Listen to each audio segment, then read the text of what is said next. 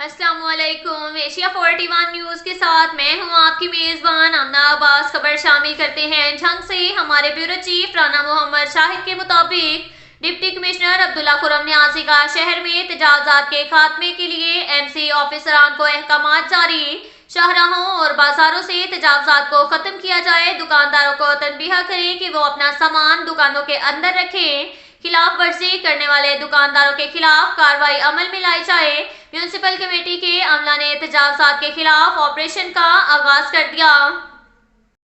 اس کے ساتھ ہی ایک اور خبر شامل کرتے ہیں جھنگ سے۔ ہمارے بیورو چیف رانا محمد شاہد کے مطابق ڈپٹی کمشنر عبداللہ خرم نیازی کی ہدایت پر روزانہ کی بنیاد پر سبزی اور فروٹ منڈیوں میں پھلوں اور سبزیوں کی نیلامی کے عمل کی مانیٹرنگ کی جا رہی ہے۔ اس ضمن میں اسسٹنٹ کمشنر شورکوٹ نیاز احمد مغل نے سبزی اور فروٹ منڈی کا دورہ کیا۔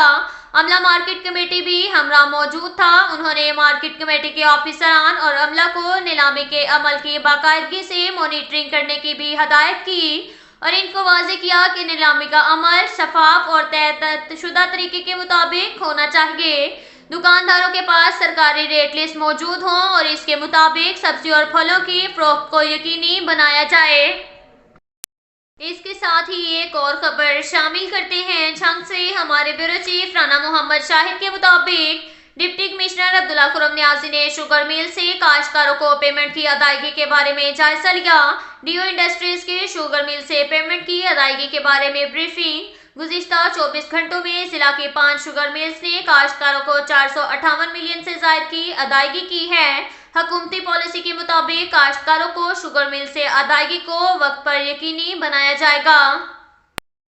اس کے ساتھ ہی ایک اور خبر شامل کرتے ہیں جھنگ سے۔ ہمارے بیورو چیف رانا محمد شاہد کے مطابق ڈپٹی کمشنر عبداللہ خرم نیازی نے روزانہ کی بنیاد پر اپنے دفتر میں کھلی کچہری کے دوران شہریوں کے مسائل سنے اور آفیسران کو ان کے حل کے لیے احکامات بھی جاری کیے گئے۔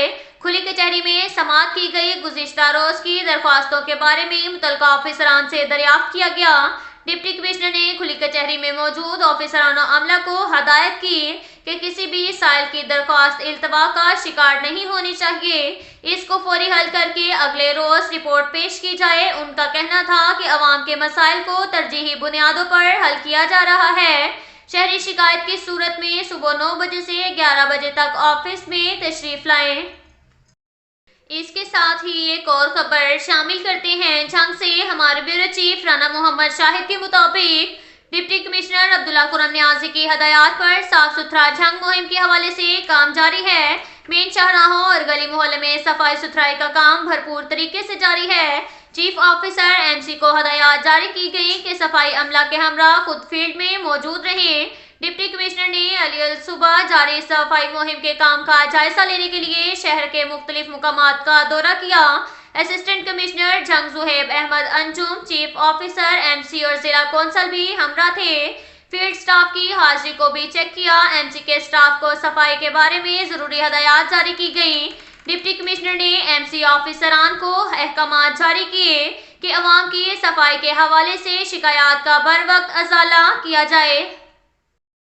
اس کے ساتھ ہی ایک اور خبر شامل کرتے ہیں جھنگ سے۔ ہمارے بیورو چیف رانا محمد شاہد کے مطابق ڈپٹی کمشنر عبداللہ خرم نیازی کی زیر نگرانی ضلع میں پنجاب کلچر ڈے بھرپور انداز میں منایا جائے گا۔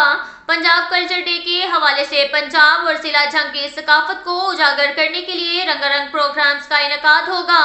تقریبات 7 مارچ سے 14 مارچ تک جاری رہیں گی، جس میں کرکٹ، کبڈی، فٹ بال، ہاکی، والی بال، نیزہ بازی، ایتھلیٹکس اور آرچری کے مقابلہ جات منعقد کروائے جائیں گے۔